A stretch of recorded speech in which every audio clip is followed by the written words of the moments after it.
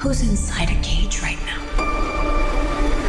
I saw Abigail in theaters, and good lord, 'twould have been better if I hadn't seen the trailer because they gave away the very obvious twist of the movie. Don't get me wrong, I kind of enjoyed it, but seriously, most of the buildup for the movie was predicated on the fact that the main characters, who were actually thieves and criminals, had no idea as to the true identity of the little girl that they kidnapped. I can't help but thinking the movie would have been even more rewarding had we not been spoiled in the trailer. These movie creators need to understand that it's okay to subvert expectations when it's a trailer. You can still show what the film is about without actually showing the twist. That would have made this so much more enjoyable. And most of the movie was actually pretty, I'm not gonna lie, it was pretty stupid.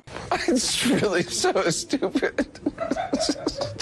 No surprise, surprise, the girl is a vampire, and they realize pretty quickly that they have captured a vampire. They know that there's a vampire, or before they know it's her, that there's something loose in the house killing all of their comrades. What do? They decide to split up several times in this movie for no freaking reason. I mean, aside from the lovable Elon Musk doppelganger right here, none of the characters are very likable at all. It's entertaining and comical, and I think what really helped make the movie was the Bradley Cooper lookalike that looks like he ate the real Bradley Cooper for breakfast, and Elon Musk XL. The other charming ghetto guy gets killed off right away. Even though there were some funny things with him too, he was comic relief without trying to be comic relief. And this is supposed to be like the main character, but she's an awful person too, but they don't skirt around that issue. Then we got the vampire girl, who I guess just wants attention and doesn't actually kill them quickly because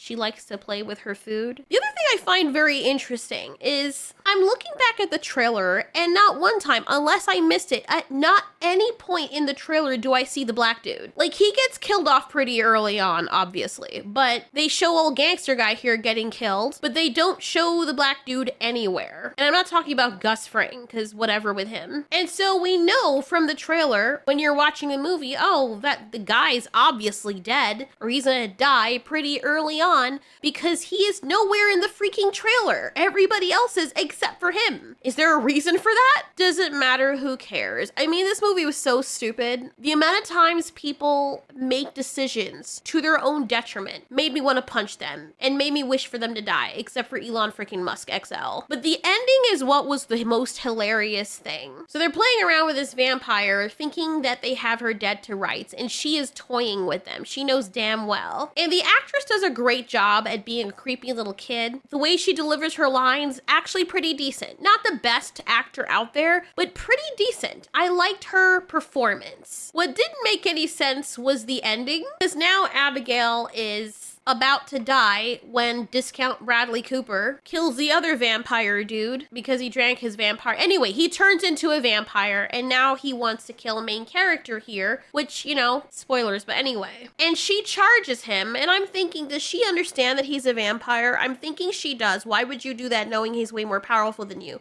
She said she is centuries years old. She's not a little young whippersnapper here. She's an old-ass vampire in a kid body. So she should have enough experience to understand that new vampires are unpredictable, or when a new vampire has been turned, and she charges after him like she's freaking stupid. Then, I shit you not, she teams up with the female main character, because you know girls can't stay evil. And even though this vampire has killed all of her comrades, the main character decides to trust the female vampire so they can work together to kill the comrade, Discount Bradley Cooper, that is now turned into a vampire himself and is having fun. And she states, if you help me kill him, I'll let you go. And then all of a sudden, we forget that she is a sinister, malevolent, vitriolic, ravenous creature that just had fun playing and torturing everyone else, including the black dude who was nowhere to be found in the trailer that the main character girl liked. And she's just like, I ain't no thing. And the vampire's like, oh, cool, we're friends now. I'm so sorry. Like, I'm just like, what in the world? Like, what? Why did they make her redeemable? You don't have to make every character redeemable, for crying out freaking loud.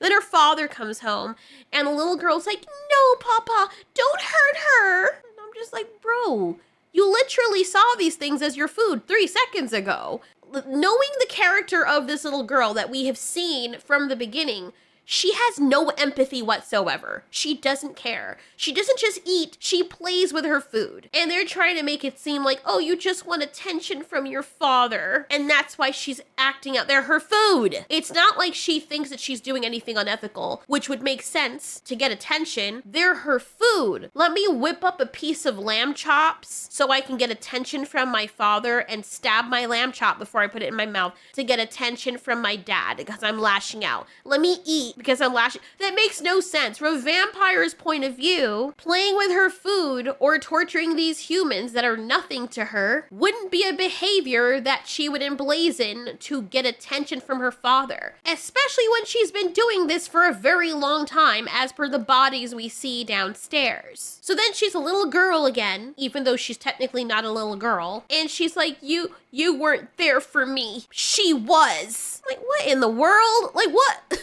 I don't know why they took that turn with the movie. It was so freaking cringe. Oh my god. The little girl's all good now. Why?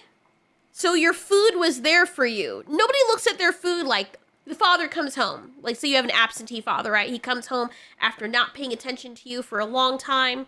Well, daddy, the lamb chop was here for me. You weren't. Like, what kind of writing was that? This is so stupid. This was so stupid. And they had a good thing and they just had to ruin it at the end. It's the same thing they did with that movie that I reviewed called Damsel. The dragon has killed hundreds upon hundreds of innocent women, and it doesn't matter what her reasoning was, she was still freaking evil. And she toyed with them as well in this movie. But oh no, let's make her redeemable at the end because it's not her fault. Then she and the main woman character become friends because they're both girls. I don't get why movies do this nowadays. It is so disgusting.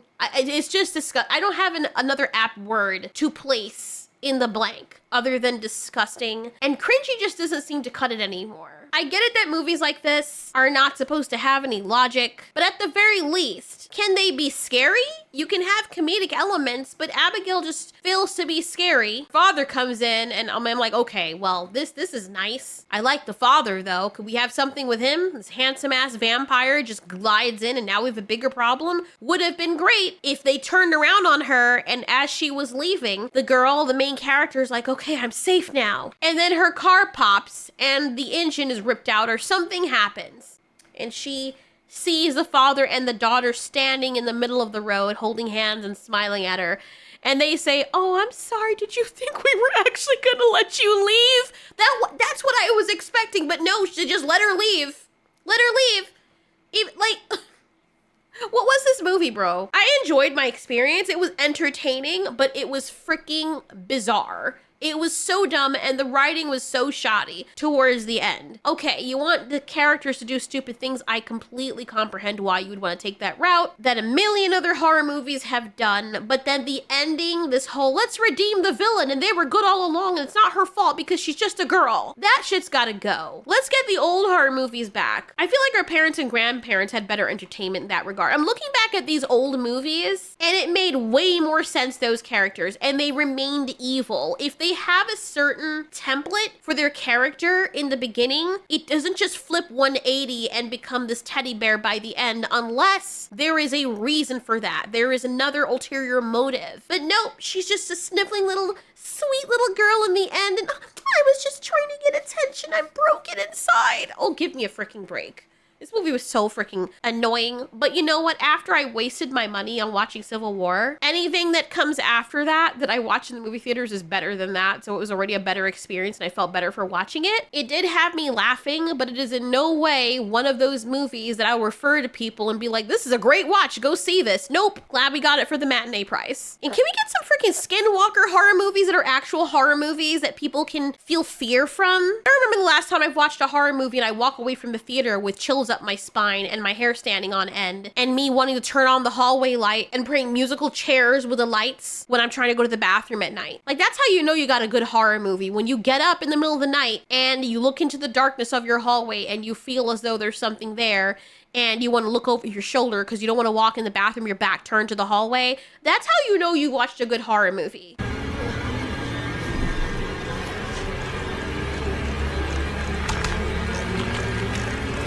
You see, The Grudge, I can't,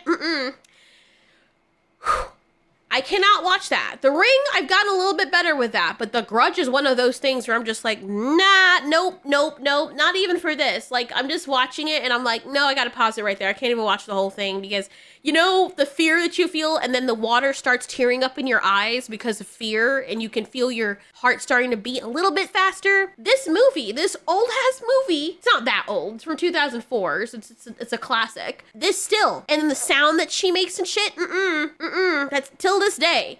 Till this day, this is a way better horror movie than half the shit that's coming out now. This is actual freaking fear. And guess what? The story behind the antagonist, which is the demon ghost thing, very sad. You can understand where this thing is coming from. Doesn't make it any less scary, and nobody wants to be its freaking friend.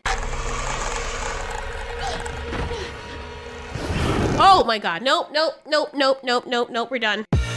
I live inside my own world of make-believe. Kids screaming in their cradles, profanities. Some days I feel skinnier than all the other days. Sometimes I can't tell if